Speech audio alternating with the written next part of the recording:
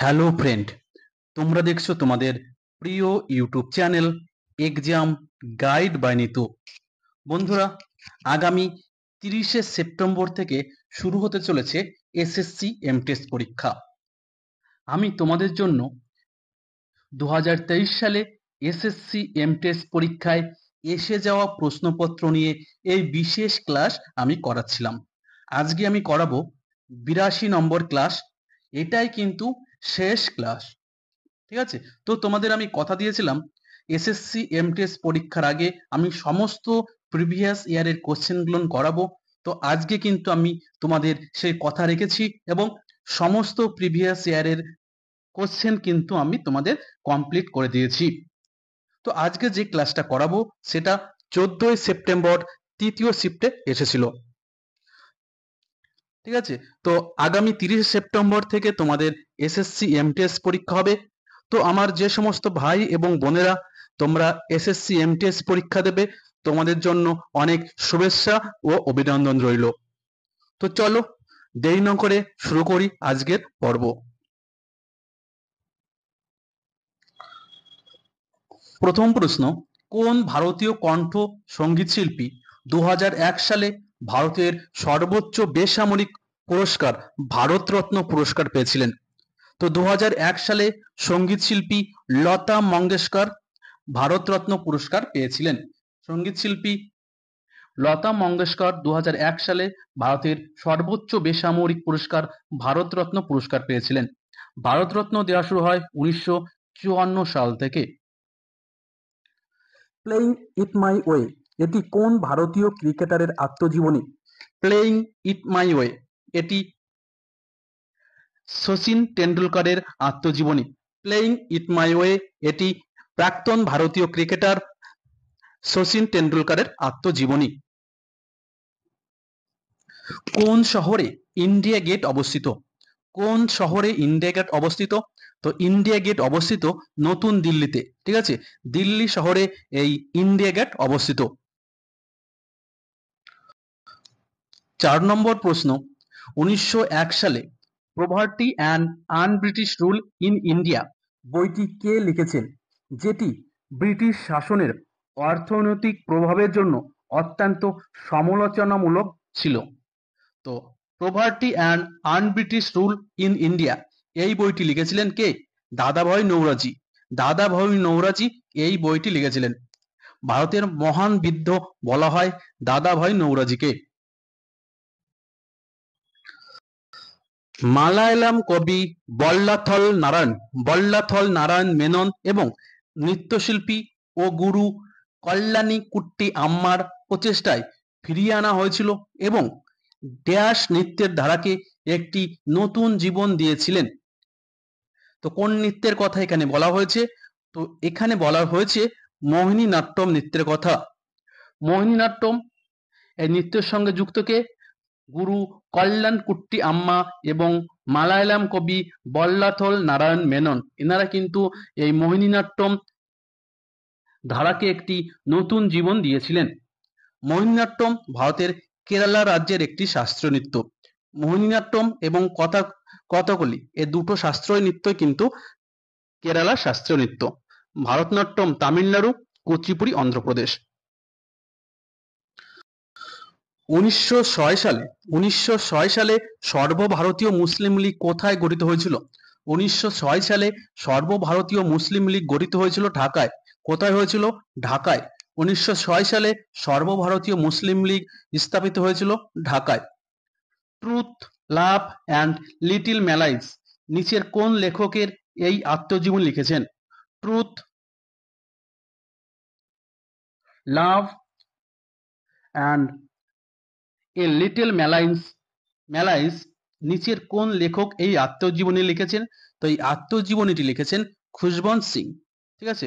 Truth, love and little malice. 2023 সালে কোথায় Korea এবং ভারতের কূটনৈতিক সম্পর্কের 50 বছর পূর্তি উপলক্ষে একটি 3 দিনের অল ইন্ডিয়া তায়কোয়ান্ডো চ্যাম্পিয়নশিপের আয়োজন করা হয়েছিল? 2023 সালে কোরিয়া এবং ভারতের কূটনৈতিক সম্পর্কের 50 বছর পূর্তি উপলক্ষে কোথায় 3 দিনের অল ইন্ডিয়া তাইকোয়ান্ডো চ্যাম্পিয়নশিপ আয়োজন করা হয়েছিল? তো সঠিক উত্তর হবে কোথায়? সঠিক উত্তর হবে নতুন দিল্লিতে। ঠিক আছে, নতুন দিল্লিতে এইটি আয়োজন করা হয়েছিল। ভারতীয় রিজার্ভ ব্যাংকের অধীনে বাহ্যিক রেমিট্যান্স 2023 অর্থবর্ষে প্রথম ত্রৈমাসিকে ড্যাশ একটি শক্তিশালী প্রবর্তন করেছে, কারণ ভারতীয়রা আন্তর্জাতিক ভ্রমণ, নিকট আত্মীয়দের রক্ষণাবেক্ষণ এবং উপহারগুলির ব্যয় বাড়িয়েছে। তো নিচের কোনটি একটি শক্তিশালী প্রত্যাবর্তন করেছে? তো সেটা হলো উদারীকৃত রেমিট্যান্স স্কিম।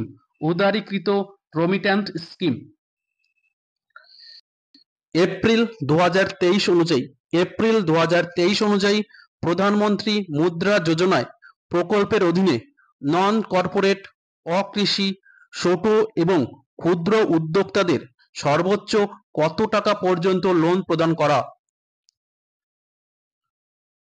তো সর্বোচ্চ 10 লক্ষ টাকা ঋণ প্রদান করা। ঠিক আছে, তো এই ঋণ কারা পাবে? নন কর্পোরেট, অকৃষি, ছোট এবং ক্ষুদ্র উদ্যোক্তারা এই 10 লক্ষ টাকা পর্যন্ত প্রধানমন্ত্রী মুদ্রা যোজনার অধীনে লোন পাবে। ভারতের সর্বোচ্চ বৃষ্টিপাতের প্রাথমিক কারণ কোনটি? ভারতের সর্বোচ্চ বৃষ্টিপাতের প্রাথমিক কারণ কোনটি? তো দক্ষিণ পশ্চিমী মৌসুমী বায়ু বা দক্ষিণ পশ্চিমী বর্ষা। ভারতের সর্বোচ্চ বৃষ্টিপাতের প্রাথমিক কারণ হচ্ছে দক্ষিণ পশ্চিম মৌসুমী বায়ুর ভারতে আগমন। 1940-এর দশকের শেষের দিকে যে সমস্ত ওস্তাদ শিল্পকলার পুনরুজ্জীবিত করেছিলেন তার মধ্যে কেলুচরণ মহাপাত্র এবং রঘুনাথ দত্ত অন্তর্ভুক্ত ছিল।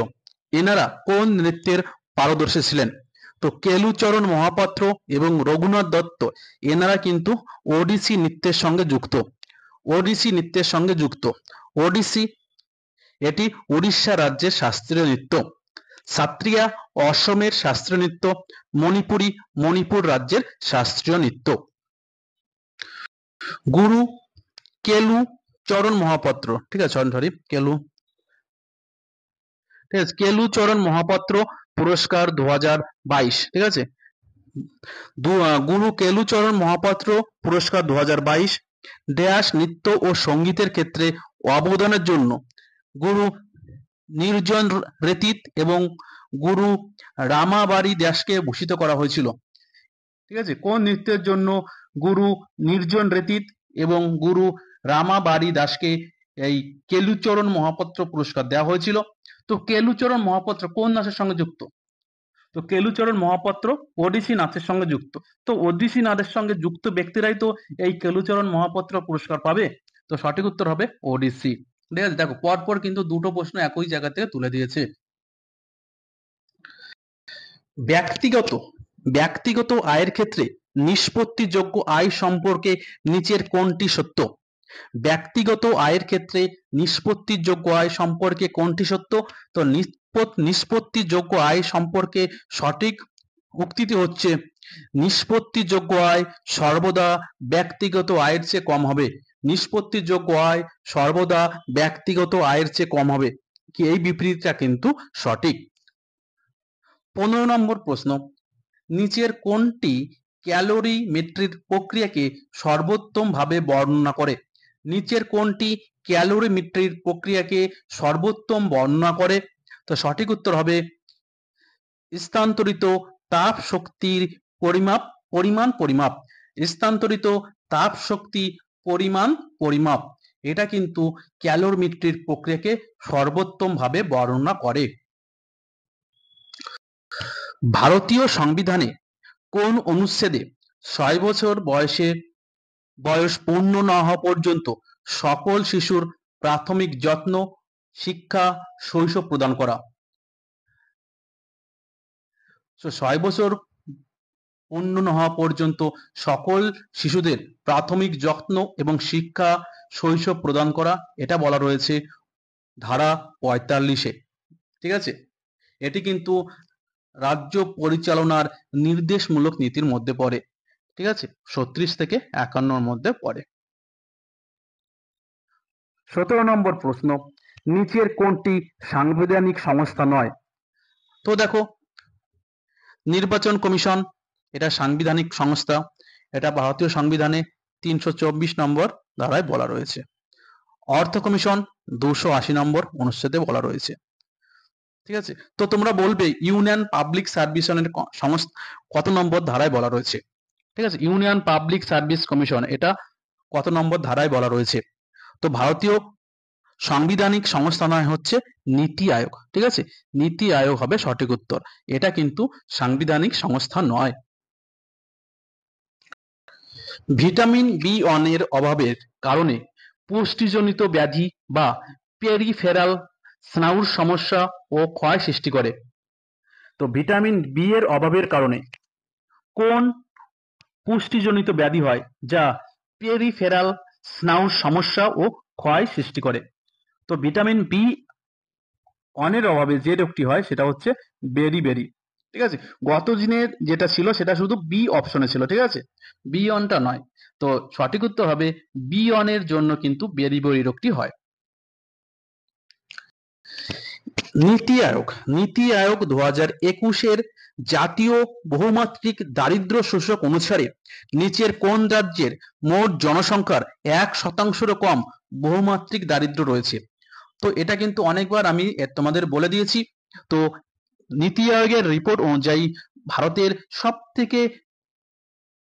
শতাংশ অনুযায়ী সব থেকে কম দারিদ্র রয়েছে কেরালায়, সেখানে কিন্তু 1%-এর নিচে কিন্তু মানুষ দারিদ্র সীমায় রয়েছে। আর সব থেকে বেশি যে রাজ্য সেটা হচ্ছে বিহারের দারিদ্র সংখ্যা সব থেকে বেশি, সেখানে কিন্তু প্রায় 52% মানুষই কিন্তু দারিদ্র। 20 নম্বর প্রশ্ন, হিন্দু ক্যালেন্ডার অনুসারে হোলি পালিত হয় কখন? হিন্দু ক্যালেন্ডার অনুসারে হোলি পালিত হয় ফাল্গুনী পূর্ণিমায়। ফাল্গুন পূর্ণিমায় কিন্তু এই হোলি পালিত হয়। লতা মঙ্গেশকরের গাওয়া বিখ্যাত গান এ মেরে ওয়াতন কে লোগন এর সঙ্গীত পরিচালক কে ছিলেন? বিখ্যাত জনপ্রিয় গান, ঠিক আছে, তো আজও এই গানটি সমান জনপ্রিয়। যখন থেকে এই গানটি গাওয়া হয় সেখান থেকে আজ পর্যন্ত এই গানটি কিন্তু খুবই জনপ্রিয়। তো এই গানটি গেয়েছিলেন লতা মঙ্গেশকর, আর এর সঙ্গীত পরিচালক ছিলেন সি রামচন্দ্র। এটা আমি কিন্তু অনেকবার বলে দিয়েছি। ঠিক আছে, পরবর্তী প্রশ্ন, ভারতের কোন ধরনের বনে বন্য গাধা ও উট পাওয়া যায়? দেখো, উটকে বলা হয় মরুভূমির জাহাজ। উটকে বলা হয় মরুভূমির জাহাজ।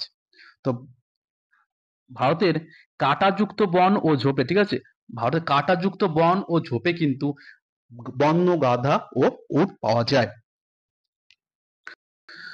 পরবর্তী প্রশ্ন, কোন ভারতীয় স্প্রিন্টার ফ্ল্যান্ডার্স কাপ 2023 অ্যাথলেটিক্স মিটে পুরুষদের 100 ও 200 মিটার দৌড়ে দুটি সোনার পদক জিতেছেন? কোন ভারতীয় স্প্রিন্টার ফ্ল্যান্ডার্স কাপ 2023-এ অ্যাথলেটিক্স মিটে পুরুষদের 100 ও 200 মিটার দৌড়ে দুটি সোনার পদক জিতেছেন? তো তিনি হলেন অমলান বোরগোহাইন। তিনি এই দুটো স্বর্ণ পদক জিতেছেন।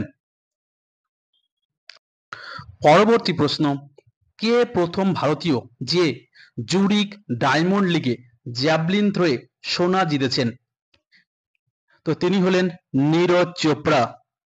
নীরজ চোপড়া যিনি প্যারিস অলিম্পিকে রূপোর পদক পেয়েছেন। এর আগে বেজিংয়েও কিন্তু তিনি সোনার পদক পেয়েছিলেন। বেজিং অলিম্পিকে 2020 টোকিও অলিম্পিকে, ভুল হয়ে গেছে, 2020 টোকিও অলিম্পিকে তিনি কিন্তু সোনার পদক পেয়েছিলেন। এছাড়াও 2024 সালে প্যারিস অলিম্পিকে তিনি কিন্তু রূপোর পদক পেয়েছেন, নীরজ চোপড়া। ঠিক আছে, পরবর্তী প্রশ্ন, কোন বক্ররেখা বেকারত্বের হার এবং অর্থ মজুরি পরিবর্তন হারের মধ্যে সম্পর্ক পরীক্ষা করে? কোন বক্ররেখা বেকারত্বের হার, ঠিক আছে, বেকারত্বের হার এবং অর্থ মজুরির পরিবর্তনের হারের মধ্যে সম্পর্ক পরীক্ষা করে? তো সঠিক উত্তর হবে ফিলিপস বক্ররেখা। ঠিক আছে, ফিলিপস বক্ররেখা বেকারত্বের হার এবং অর্থ মজুরি পরিবর্তন হারের মধ্যে সম্পর্ক পরীক্ষা করে। তো বন্ধুরা, এখনকার এই পর্যন্তই। তোমাদের এসএসসি এমটিএস পরীক্ষা খুব ভালো হোক এই আশা এবং এই কামনাই করছি।